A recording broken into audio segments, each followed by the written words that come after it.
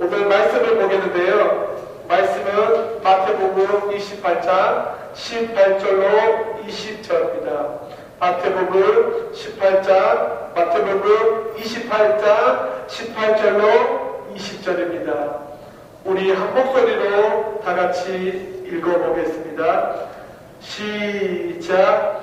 예수께서 나와 말씀으로 이르시되 하늘과 땅의 모든 권세를 내게 주셨으니 그러므로 너희는 가서 모든 민족을 제자로 삼아 세례를 베풀고 아들과 성령의 이름으로 세례를 베풀고 내가 너희에게 분부한 모든 것을 가르쳐 지키게 하라. 볼지어다 내가 세상 끝날까지 너희와 항상 함께 있으리라 하시니라. 아멘. 우리가 지난주에는 요한복음 2장의 가나 혼인잔치에 대해서 살펴보았습니다. 오늘 우리가 살펴볼 말씀은 지상 명령입니다.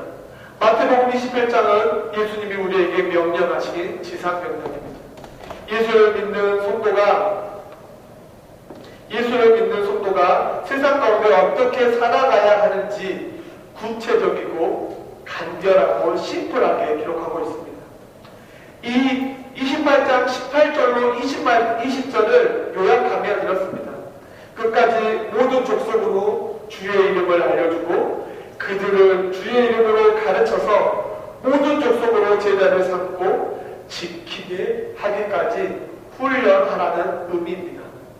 이것은 단호한 예수님의 명령이며 우리에게 주어진 임무입니다. 그런데 우리는 항상 함께 있으리라는 상급을 보지 못하고 이렇게 생각합니다. 내가 예수를 믿었으니 오늘 죽어도 천국에 갈 거야. 내가 살아있는 동안 예수님을 증거하고 복음을 전파했으니 막연하게 천국에 갈 것이라는 확신하며 살아간다는 것입니다. 그런데 우리가 매일 마주하는 현실은 어떻습니까? 세상이 빠르게 돌아간다는 핑계로, 세상 속에 산다는 핑계로 예수님의 명령을 생각할 여유도, 적용할 생각도, 사용할 엄두도 하지 못한 채 세월이 지나고 마지막을 맞이한다는 것입니다. 우리는 마태복음 28장 18절로 20절 말씀을 덧붙이는 구절이 바로 요한복음 17장 18절입니다. 우리 다 같이 한번 읽어볼까요? 시작. 아버지께서 나를 세상에 보내신 것과 같이 나도 그들을 세상에 보내었고. 아멘. 아멘. 오늘 본문에 너희는 그곳으로 가라는 구절이 이 요한복음 17장 18절과 연속성, 시간의 연속성, 타임라인 안에 있다는 것입니다. 그래서 우리는 예수님이 이 땅에 오셨다는 것을 누구도 부정하지 않습니다. 예수님이 나를 위해 나의 죄 때문에 십자가에 죽으시고 그의 살과 피 때문에 나의 죄가 깨끗해지고 예수님으로 인해 새 사람으로 거듭난 영생을 허락받았다는 것을 우리는 너무나도 잘 알고 있습니다. 알고 계십니까? 거기에 더해서 우리는 요한복음 17장 말씀처럼 하나님으로부터 예수님이 보냄을 받았고 예전에 선진들도 예전에 우리의 조상들도 하나님의 보내심을 받았고 지금 우리도 하나님의 보내심을 받았다는 것입니다. 여기서 우리는 무엇의 보냄을 받았을까요? 그 무엇이 바로 오늘 마태복음 28장과 연결되어 있는 타임라인에 있다는 것입니다.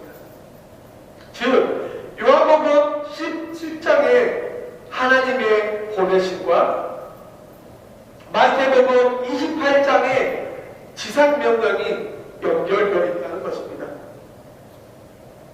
그 연결 안에서 우리가 살펴보면 예수님의 성육식 사건을 통해 아버지가 내 안에, 내가 아버지 안에 있는 것 같이 우리도 그 안에 있고 아버지께서 나를 보내셨음을 믿게 하고 저들을 사랑하신 것 같이 해달라는 이것입니다.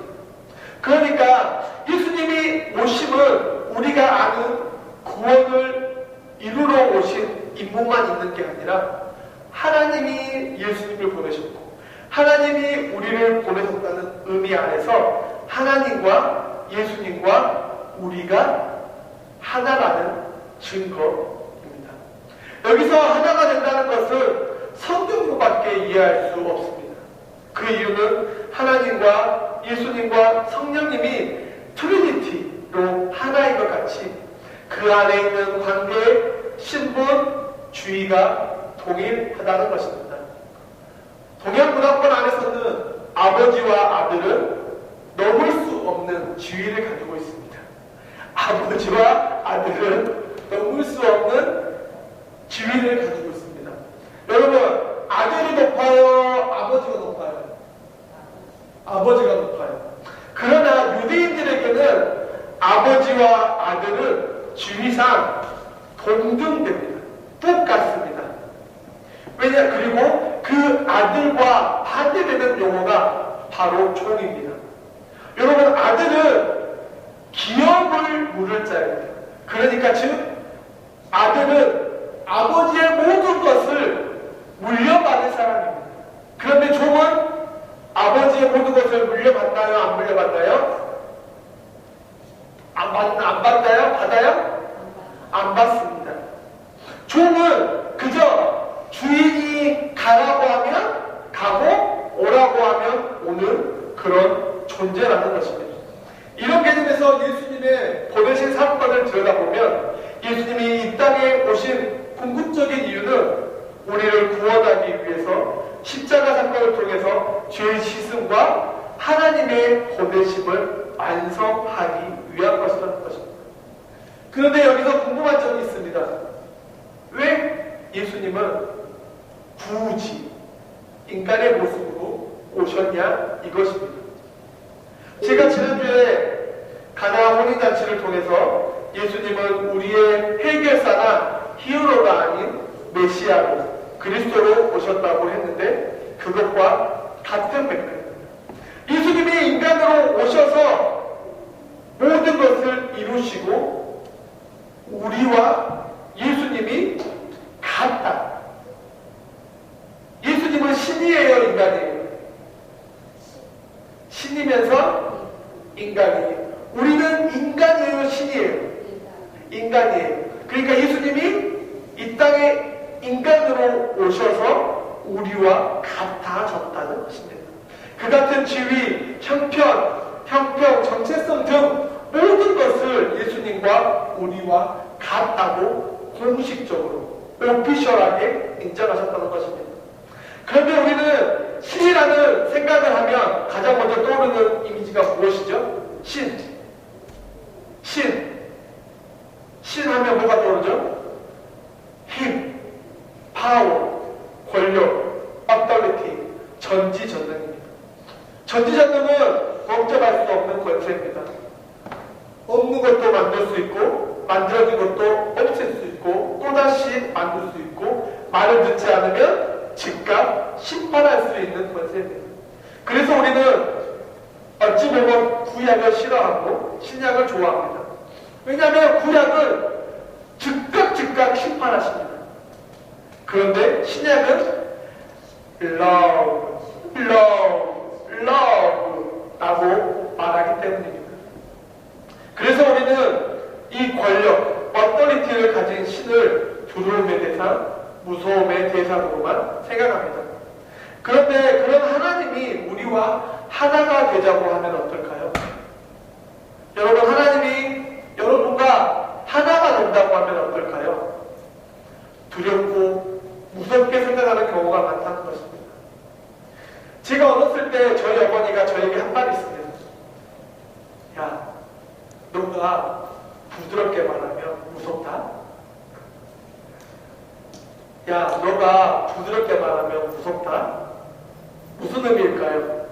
어머니는 제가 부탁을 해야 하거나 앞으로 큰 잘못이 닥치기 전에 항상 부드럽게 어머니 라고 했던 것을 기억하시고 그 부분이 두렵다는 것입니다.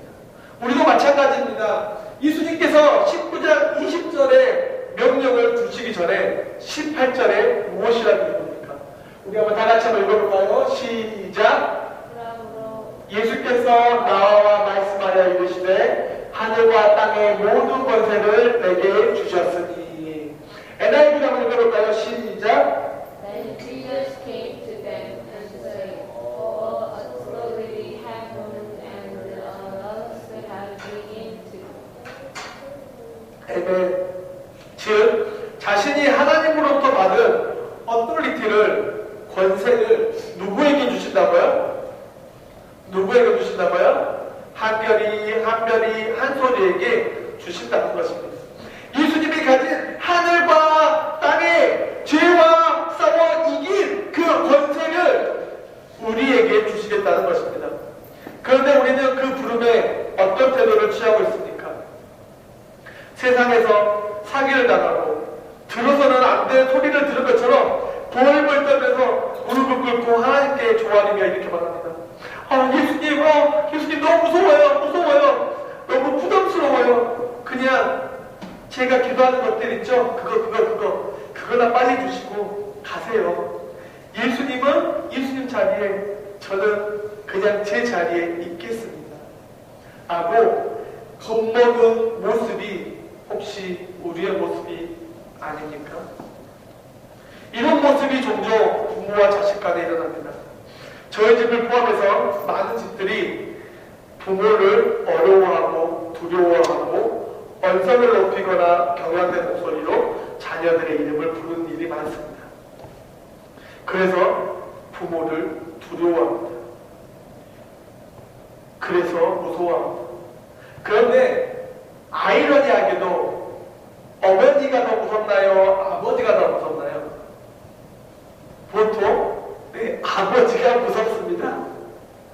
어머니는 자녀들에게 밥을 주고 씻겨주고 빨래를 해주고 옷을 사주고 용돈을 주기 때문에 엄마는 조금 더 부드러운 사람이라고 합니다. 그런데 아버지는 어떻습니까? 자녀들이 말을 잘 들을 수 있도록 벌을 주거나 언성을 높이는 일을 많이 합니다. 어찌 보면 이런 모습이 우리 인간이 가지고 있는 권력, 서열에 관한 그림이 머릿속에, 마음속에 박혀있기 때문에 권세, 어떠리티에 관해서 부정적인 생각이 많은 것입니다. 지금 예수님이 오셨습니다. 누구 때문에요? 우리를 구원하시기 위해 이 땅에 오셨습니다. 죄에 갇혀서 끝내는 지옥에 갈 수밖에 없는 우리를 어디로 이끄시기 위해? 지옥에서 천국으로 이끌기 위해 이 땅에 오셨다는 것입니다. 굉장히 심플하고 간결하고 기억하기 좋습니다.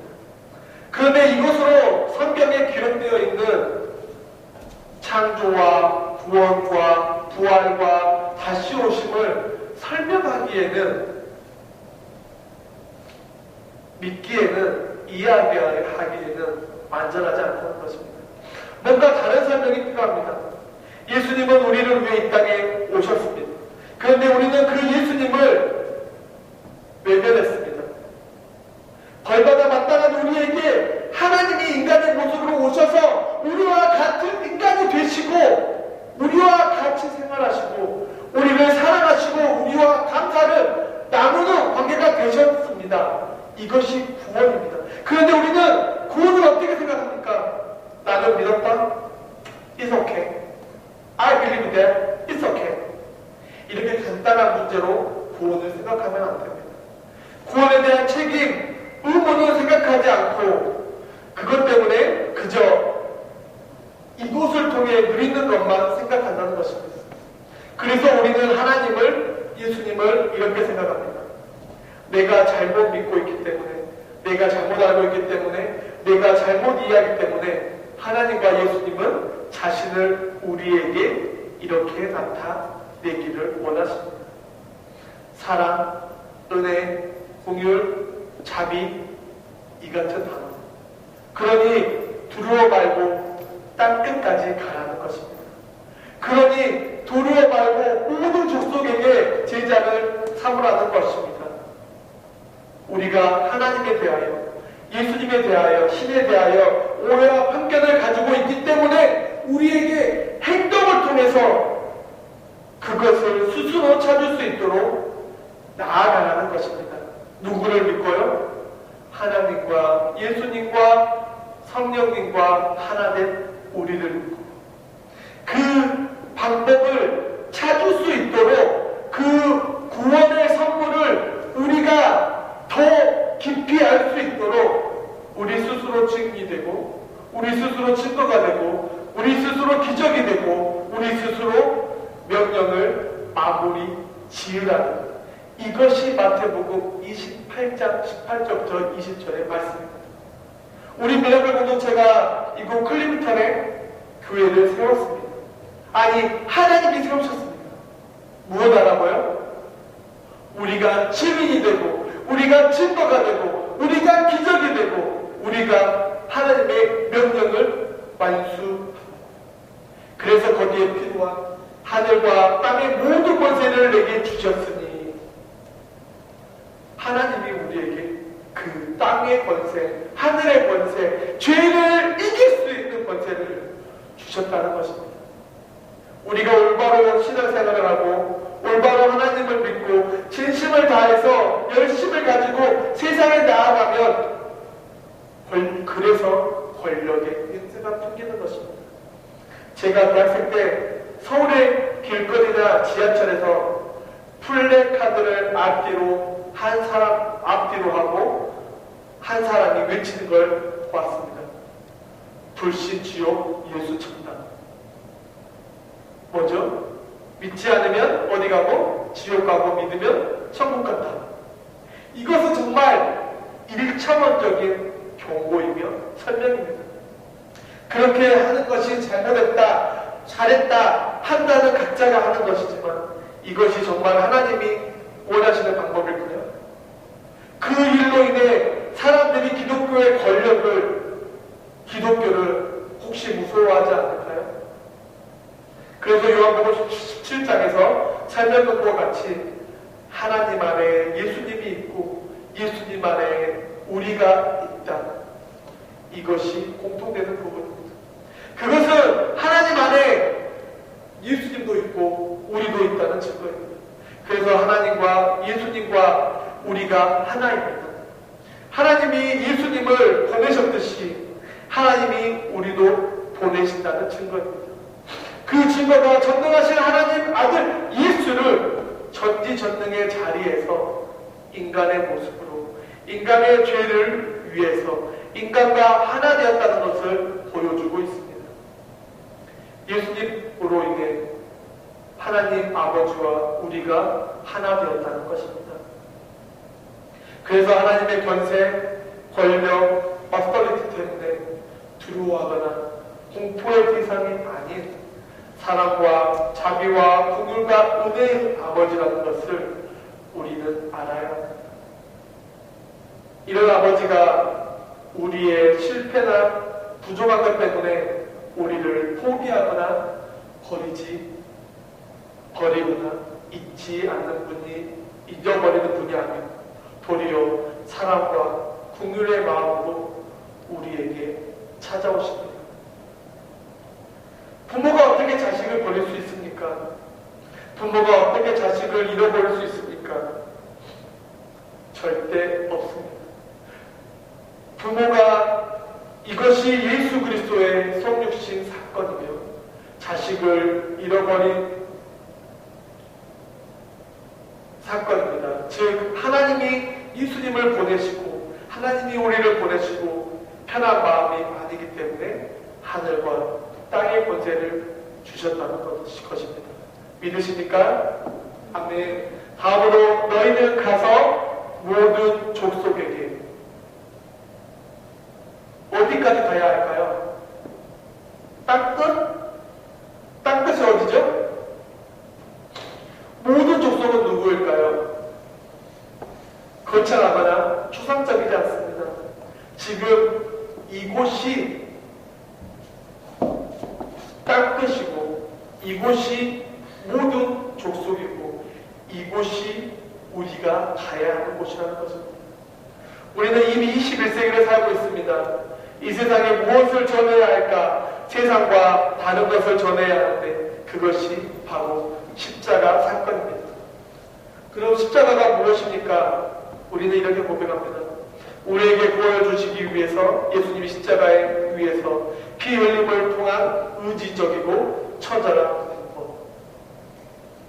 이것이 맞습니까? 우리가 생각하는 이 십자가는 이것이 아닙니다. 십자가는 하나님이 없는 세상에서 최선의 방법을 말하는 반대 용어인 폭력입니다. 하나님의 아들로 오신 예수님께 우리는 폭력을 사용했습니다. 구원을 베풀기 위해 사람의 몸으로 오셨는데 우리는 배신했습니다. 이것이 십자가라는 것입니다. 하나님이 없는 세상, 하나님을 모르는 인간이 할 수 있는 최선의 권력이고 최선은 권력이고 폭력입니다. 어떤 권력 폭력입니까? 나를 채울 수 있는 도구가 권력이 폭력이라는 것입니다. 친구의 것을 빼앗습니다. 이웃의 것을 빼앗습니다. 그런데 아무런 가책이 없습니다. 왜요? 나의 필요를 채웠기 때문에. 필요한 것을 채울 수 있는 명분인 나는 권세를, 권력을 가졌기 때문입니다. 예수님을 왜 십자가에 못 박았습니까?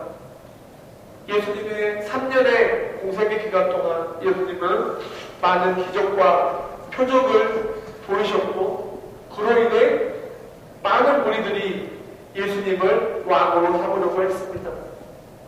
호산나! 호산나! 호산나! 왕으로 오시니요! 라고 맞이하며 예수님을 환대했습니다. 그런데 예수님이 누구에게 잡히셨죠? 빌라도에게 잡히시고 무력하게 권력에 붙잡혀가자 군중들은 예수님을 배반하기 시작했습니다. 예수님께 실망했다고 표출하기 시작했습니다. 우리를 속인 예수를 죽이라! 우리를 속인 예수를 십자가에 내달라! 무슨 실망과 배신에 대한 표현이죠? 바로 내 소원, 내 기대에 응답하지 않는 것에 대한 표현입니다. 예수가 신일지라도 내 필요에 응답하지 않는다면 죽여버려. 그냥 똥 밟았대 라고 생각하고 가던 길을 갈 수 있지만 굳이 사형해달라고 빌라도에게 돈을 후려칩니다. 그러자 빌라도는 예수님의 죄를 찾지 못하고 명절의 관례대로 예수를 놓아주려고 합니다.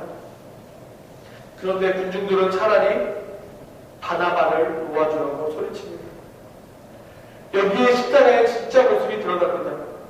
인간들은 하나님이 없는 자리에서 자신들의 필요를 채우지 못한 것에 대하여 보복하고 자복하고 함께 죽이는 것 외에는 아무런 권력이나 기쁨에 대한 단어를 내용을 사용할 수 없다는 것입니다. 예수님이 나를 위해서 십자가에 죽으셨어. 예수님이 나를 죽으셨어.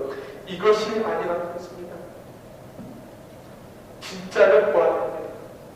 십자가 사건의 진짜를 보시는 은혜가 있기를 간절히 축원합니다. 나는 아닐 것이라고 부정하지 못합니다.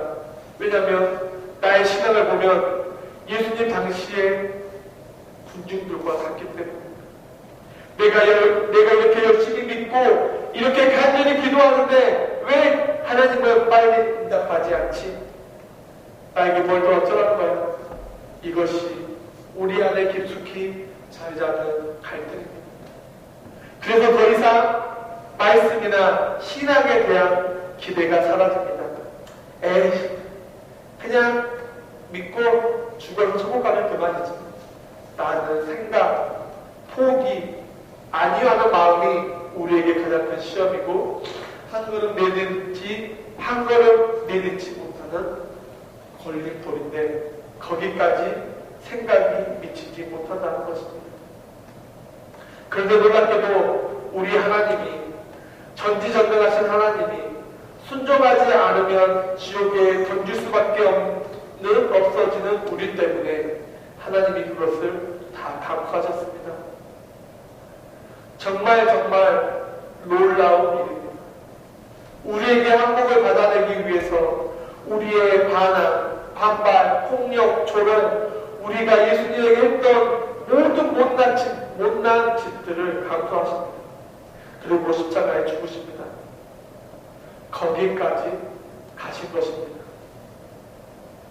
우리가 믿는 하나님이, 우리가 믿는 예수님이 그런 분입니다. 하나님이 누구죠? 하나님은 내 모든 폭력, 내 모든 반발, 내 모든 못난 것을 받아주시고 잘하고 못했냐를 따지는 심판자가 아닌 내 아버지, 내 아버지로 나를 얼마든지 용서해 주시는 분입니다.